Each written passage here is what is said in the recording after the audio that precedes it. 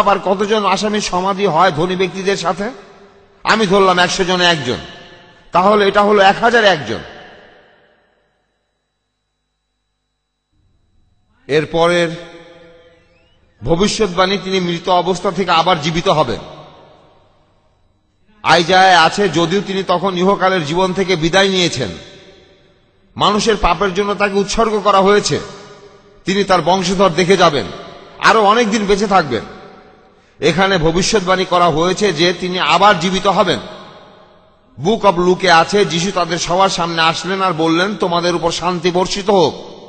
তারপর book of পলে উল্লেখ করা আছে, তিনি পিটারের সামনে আসলেন, তারপর 12 জনের সামনে, তারপর তিনি একই সময়ে 500 জনেরও বেশি ভাইদের সামনে আসলেন, যাদের অধিকাংশই জীবিত। তারপর জেমসের সামনে, যিশুর সৎ ভাই, তারপর সব শিষ্যদের সামনে। এই ব্যাপারটাকে একটু গুরুত্ব দিতে হবে। এখন আমরা সম্ভাবনাটা হিসাব করব, কতজন মানুষের মধ্যে একজনের ক্ষেত্রে এই সবগুলো ভবিষ্যৎবাণী সত্যি হয়ে যাবে। এটার উত্তর পেতে হলে আমাদের সবগুলো অনুমানকে গুণ করতে হবে। এই হিসাবটা অনেক বড়, একবারে দেখলে 2.78 গুণ 10 টু দি পাওয়ার 28, 28টা শূন্য। এটাকে আরো সহজ করে দেই, আমরা এটাকে কমিয়ে ধরি 1 গুণ 10 টু দি পাওয়ার 28। পৃথিবীতে এই সময়ের মধ্যে যত মানুষ জন্মেছে তাদের সংখ্যা ধরা হয়েছে 8,800 কোটি। এটাকে বলবো 1 গুণ 10 টু দি পাওয়ার 11। এই দুইটা সংখ্যাকে ভাগ করলে যে সংখ্যাটা পাবো সেটা হলো বর্তমান সময়ের মধ্যে এই ভবিষ্যৎবাণীগুলো হঠাৎ করে মিলে যাবে তার সম্ভাবনা, আর সেটা হলো 1/10 টু দি পাওয়ার 17। এই সংখ্যাটা হলো 1-এর পরে 17টা শূন্য। একবার কল্পনা করার চেষ্টা করুন, ধরুন আমেরিকার পুরো টেক্সাস প্রদেশটা আপনাকে ঢেকে দিতে হবে পয়সা দিয়ে। 1 মিটার নিচে, 3 ফিট নিচে, মাটির নিচে রাখবেন, যেখানে একটা পয়সাতে চিহ্ন দেয়া থাকবে। তারপর আমি বললাম যে যান পুরো টেক্সাস জুড়ে পয়সা ছড়ানো আছে, চিহ্ন দেয়া পয়সাটা নিয়ে আসুন। এখানে ঠিক পয়সাটা আপনি তুলবেন, তার সম্ভাবনা কতটুকু? এত কম যে সেটাকে শূন্যই বলা যায়।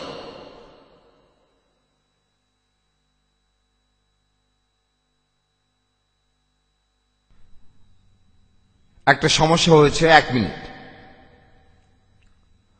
আরো অনেক ভবিষ্যৎবাণী রয়েছে। এখান থেকে বোঝা যায় যে নবী দাউদ অথবা আইজায়া ছিল প্রথম সাক্ষী, ঈশ্বর সেটা সত্যি করেছেন, এটা হলো দ্বিতীয় সাক্ষী। আর ঈশ্বরের নির্দেশে যিশুর শিষ্যরা এগুলো লিখে রেখেছেন। এটাই প্রমাণ করে যে বাইবেল ঈশ্বরের কথা, শুধুমাত্র সর্বশক্তিমান ইয়াহওয়ের কথা। গসপেল বলেছে যে যিশু স্বর্গ থেকে এসেছেন আর আমাদের পাপের জন্য শাস্তি ভোগ করেছেন, এটা শুভ সংবাদ। আর কোরআনে আছে নিষ্ঠুর সংবাদ। সূরা নাহলের 61 নম্বর আয়াতে আছে, আল্লাহ যদি মানুষকে তাহাদের সীমা লঙ্ঘনের জন্য শাস্তি দিতেন, তবে ভূপৃষ্ঠে কোনো জীবজন্তুকেই তিনি রেহাই দিতেন না। এখন সমস্যা হলো, কোরআনে স্পষ্ট বলা আছে আমরা যদি ভালো কাজ করিও ভালো ফল পাওয়া নিশ্চিত নয়। পবিত্র কোরআনে সূরা কাসাসে 67 নম্বর আয়াতে বলা হয়েছে, যে ব্যক্তি তওবা করিয়াছিল, ঈমান আনিয়াছিল ও সৎকর্ম করিয়াছিল, আশা করা যায় সে সাফল্য অর্জনকারীদের অন্তর্ভুক্ত হইবে। এছাড়াও সূরা তাহরিমের 8 নম্বর আয়াতে বলা হয়েছে, হে মুমিনগণ, তোমরা আল্লাহর নিকট তওবা করো, বিশুদ্ধভাবে তওবা করো, সম্ভবত তোমাদের প্রতিপালক তোমাদের মন্দ কর্মগুলি মোচন করিয়া দিবেন। আর সূরা তাওবার 18 নম্বর আয়াতে উল্লেখ আছে, যাহারা আল্লাহর মসজিদের রক্ষণাবেক্ষণ করিবে, যাহারা ঈমান আনে আল্লাহ ও আখিরাতে এবং সালাত কায়েম করে, যাকাত দেয় এবং আল্লাহ ব্যতীত অন্য কাহাকেও ভয় করে না, আশা করা যায় তাহারাই হইবে সৎ পথ প্রাপ্ত। সবশেষে কথাটাও স্পষ্ট বলা আছে যে আল্লাহকে বিশ্বাস করবে না সে অবশ্যই নরকে যাবে। কিন্তু যে লোকটি শেষ বিচারের দিনে বিশ্বাস করে নিজের সবকিছু আল্লাহর কাছে সমর্পণ করে, সে খুব বেশি আশা করতে পারে না। এটুকুই আশা করতে পারে যে আশীর্বাদ প্রাপ্তদের মধ্যে থাকতেও পারে সে। এটা নিষ্ঠুর সংবাদ। আর আপনারা ডিকশনারিতে আরবি আশায়া শব্দটার অর্থ দেখবেন যে হতে পারে, করতে পারে, সম্ভবত, হয়তো। আর অক্সফোর্ড ডিকশনারি ইংরেজি থেকে আরবিতে পারহ্যাপস শব্দটার আরবি আশায়া, এটা সত্যি হতে পারে, তবে নিষ্ঠুর। আর অন্যদিকে গসপেলে আছে শুভ সংবাদ। যিশু বলেছেন, আমি তোমাদের সেবা নিতে আসিনি, বরঞ্চ তোমাদের পাপের জন্য প্রায়শ্চিত্ত করতে এসেছি। আর এছাড়াও বুক অব পলে আছে, যদি নিজের মুখে স্বীকার করো যে যিশুই প্রভু আর অন্তর থেকে বিশ্বাস করো যে ঈশ্বর মৃতকে জীবিত করতে পারেন, আপনি তাহলে রক্ষা পাবেন নিশ্চিত।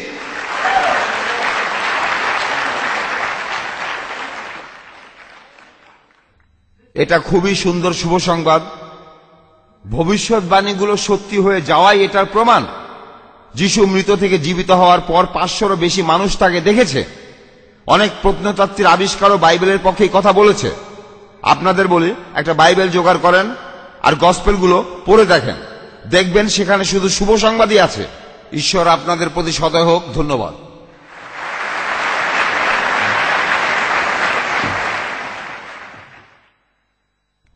এবারে ডক্টর উইলিয়াম ক্যাম্পবেলের কথার উত্তরে আপনাদের সামনে আসছেন ডক্টর জাকির নায়েক।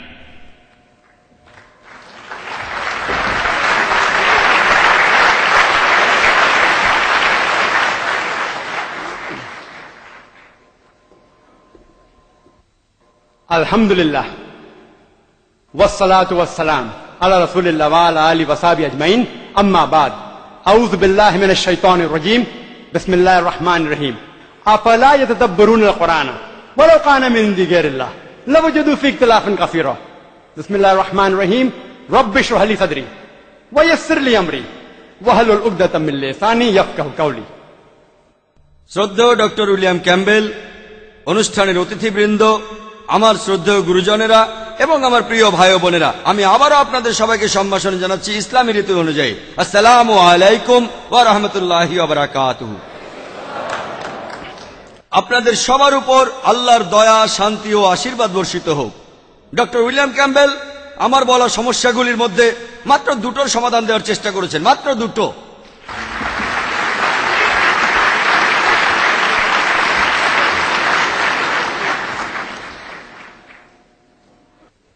প্রথম সমস্যাটার উত্তরে তিনি বললেন যে তার মতে বাইবেলে যে দিনের কথা বলা হয়েছে সেটা নাকি অনেক লম্বা সময়। আমি তার আগেই আমার লেকচারে বলেছি, যদি আপনি ধরে নেন কোরআনের মতো এখানেও দিনগুলি লম্বা সময়, আপনি মাত্র দুটো সমস্যার সমাধান দিতে পারবেন। 6 দিনে বিশ্বজগৎ সৃষ্টি হয়েছে, আলো এসেছে প্রথমে আর পৃথিবী তৃতীয় দিনে, আর বাকি 4টা সমস্যার কোনো সমাধান পাবেন না।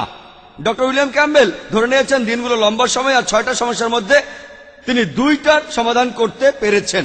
বাকি 4টা সমস্যা বিশ্বজগতের সৃষ্টি নিয়ে তিনি মেনে নিয়েছেন, খুবই ভালো। তিনি বললেন এগুলোর উত্তর দেওয়া কঠিন। দ্বিতীয় সমস্যার উত্তরে তিনি বললেন বুক অব মার্কের সেই পরীক্ষার ব্যাপারে 16 নম্বর অধ্যায়ের 17-18 অনুচ্ছেদে। আর তিনি বললেন যে তার এক বন্ধু যার নাম হ্যারি, তারপরে কি যেন মরক্কোতে তিনি খেলেন খুশখুশ। বাইবেল বলছে কিং জেমস ভার্সন অথবা নতুন ইন্টারন্যাশনাল ভার্সন, যেটার কথা ডক্টর উইলিয়াম ক্যাম্পবেল বললেন, মারাত্মক বিষ পান করা, খাওয়া নয়, পান করা।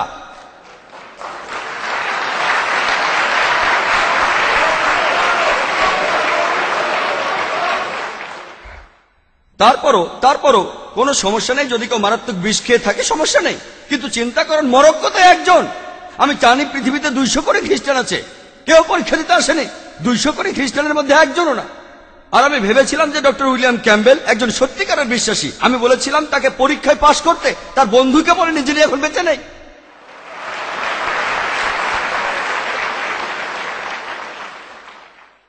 আর তিনি বললেন মুখ থেকে রক্ত বের হয়েছিল।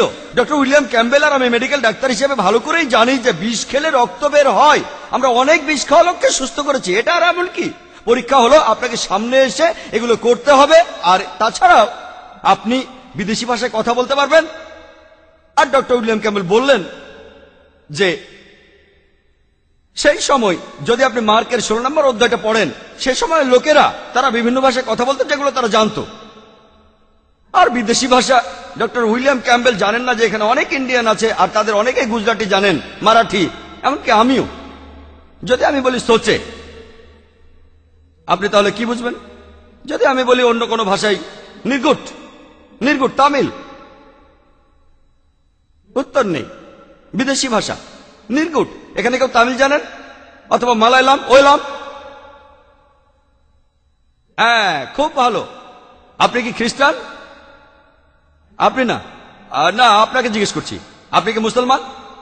যাই হোক, ঠিক আছে, এই পরীক্ষাটা ছিল খ্রিস্টান বিশ্বাসীদের জন্য। এখানে অনেকেই বিদেশি ভাষায় কথা বলতে জানেন, আপনাকে এখানে তাদের সাথে কথা বলতে হবে। যেমন আপনার নাম কি, কেমন আছেন, যেমন ধরুন আরবিতে কাইফা হালুক, আপনি কেমন আছেন, নতুন ভাষা যেটা আপনি জানেন না, আর আমাকে প্রমাণ দেন। এখন পর্যন্ত একজন খ্রিস্টানও পাইনি যে আমার সামনে এই পরীক্ষায় পাশ করেছে, একজনও না। আমার সাথে হাজারো খ্রিস্টানের দেখা হয়েছে, আর এখন হলো 1001 ডক্টর ক্যাম্বেলের সাথে দেখা হওয়ার পর। মাত্র দুটো সমস্যার উত্তর দিয়েছেন। ডক্টর উইলিয়াম ক্যাম্বেল আমার প্রশ্নগুলোর উত্তর না দিয়ে বলা শুরু করলেন ভবিষ্যৎবাণী সম্পর্কে। এখন ভবিষ্যৎবাণীর সাথে বিজ্ঞান আর বাইবেলের কি সম্পর্ক? ভবিষ্যৎবাণী কি কোনো পরীক্ষা? ভবিষ্যৎবাণী যদি পরীক্ষা হয় তাহলে নস্ট্রাডামাসের বই সেটাই সবচেয়ে সেরা বই। নস্ট্রাডামাসের বইকে সবচেয়ে সেরা ধর্মগ্রন্থ বলা হতো, কিন্তু তা হয়নি। তিনি বললেন থিওরি অফ প্রবাবিলিটির কথা। থিওরি অফ প্রবাবিলিটি বলতে কি বোঝায়, সেটা দিয়ে কিভাবে বিজ্ঞানের মাধ্যমে কোরআনকে পরীক্ষা করবেন। সেজন্য আমার ভিডিও ক্যাসেট দেখুন, is the Quran God's world. এটা বাইরে কিনতে পাবেন আপনারা। আমি পরিষ্কারভাবে দেখিয়েছি কিভাবে প্রবাবিলিটি থিওরিকে প্রয়োগ করবেন। ডক্টর উইলিয়াম ক্যাম্বেল ভবিষ্যৎবাণীর হিসাব করে দেখালেন। আমি আপনাদের দেখাতে পারি যে ওনার হিসাবটা ভুল। যাই হোক, সেটা করতে চাই না। আমি তর্কের খাতিরে মেনে নিলাম যে তিনি ঠিক, একমত হয়ে আলোচনা করছি। উনি যে হিসাবটা দেখিয়েছেন সেটা ঠিক, তর্কের খাতিরে মানলাম। তবে এর পাশাপাশি বাইবেলের অনেকগুলো ভবিষ্যৎবাণী সত্যি হয়নি। আমি এমন অনেকগুলোর কথা আপনাদের বলতে পারি। যেমন ধরুন জেনেসিসের 4 নম্বর অধ্যায়ের 12 অনুচ্ছেদে বলা আছে, ঈশ্বর কেইনকে বললেন তোমরা কখনো স্থায়ী হতে পারবে না, তোমরা হবে যাযাবর। এরপর আপনারা দেখবেন জেনেসিসের 4 নম্বর অধ্যায়ের 17 অনুচ্ছেদে কেইন একটা শহর বানালো। ভুল ভবিষ্যৎবাণী। বুক অফ জেরেমিয়া 36 নম্বর অধ্যায়ের 30 অনুচ্ছেদে বলা আছে যে জোয়াকিম অর্থাৎ জোয়াচিমের বাবা অন্য কেউ তার সিংহাসনে বসতে পারবে না। দাউদের সিংহাসনে জোয়াকিমের পর কেউ বসতে পারবে না। এরপর 2 বুক অফ কিংস এর 24 নম্বর অধ্যায় 6 অনুচ্ছেদে বলা আছে যে জোয়াকিম তিনি মারা গেলে জোয়াচিম সিংহাসনে বসেন। ভুল ভবিষ্যৎবাণী। মাত্র একটাতেই প্রমাণ করা যায় এটা ঈশ্বরের কথা নয়। আমি অনেকগুলো কথা বলতে পারি। বুক অফ ইজিকিয়ালের 26 অধ্যায়ে বলা আছে যে নেবুকাদনেজার টায়ার শহরটা ধ্বংস করবেন, কিন্তু আমরা জানি আলেকজান্ডার দ্য গ্রেট টায়ার শহরটা ধ্বংস করেন। ভুল ভবিষ্যৎবাণী। আইজায়ার 7 নম্বর অধ্যায়ের 14 অনুচ্ছেদে একজনের জন্ম নিয়ে ভবিষ্যৎবাণী আছে। কুমারীর গর্ভে তার জন্ম হবে আর তাকে বলা হবে ইমানুয়েল। এই জায়গায় খ্রিস্টানরা বলেন এখানে যীশু খ্রিস্টের কথা বলা হয়েছে। কুমারীর গর্ভে জন্ম হবে, এখানে হিব্রু শব্দটা দেজ আমলা, এর অর্থ কোনো কুমারী না, এক যুবতী নারী। কুমারী শব্দটা হিব্রু ভাষায় হবে বেথুলা, এখানে সেটা নেই। তারপরও মেনে নিলাম, একমত হয়ে আলোচনা করছি, মেনে নিলাম কুমারী কুমারী, কোনো সমস্যা নেই। এখানে আছে তাকে বলা হবে ইমানুয়েল। বাইবেলের কোন জায়গায় যীশু খ্রিস্টকে ইমানুয়েল বলে ডাকা হয়নি। এটা ভুল ভবিষ্যৎবাণী। আমি এখানে অনেকগুলো ভুল ভবিষ্যৎবাণীর কথা বলতে পারি, একটা দিয়ে প্রমাণ করা যায় যে বাইবেলে ভুল আছে। আমি কয়েকটার কথা বললাম। আপনার কথা অনুযায়ী, আপনার থিওরি অনুযায়ী বাইবেল ঈশ্বরের কাছ থেকে আসেনি।